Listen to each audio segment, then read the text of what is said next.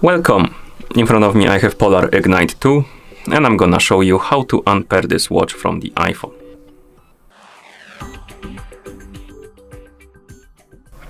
First, let's open the menu on our watch. To do it, press the side button right here to wake up the screen on the watch, then press it again to open the menu.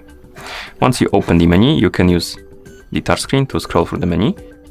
Scroll through the menu, find the settings icon, and once you find it, tap on it to enter the settings. In settings, select the general settings option, then tap on pair and sync. Here, scroll down, find the option called paired devices, and tap on it. And here you should see the name of the phone that is paired with your watch. Tap on it, on the name, then tap on the check mark to confirm and remove the pairing.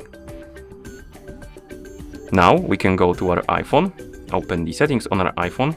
In settings we can tap on Bluetooth, find the Polar Ignite on the list of my devices, tap on the info icon next to it, tap on forget this device, and tap on forget this device to disconnect it. And at this point, this watch is unpaired from the iPhone.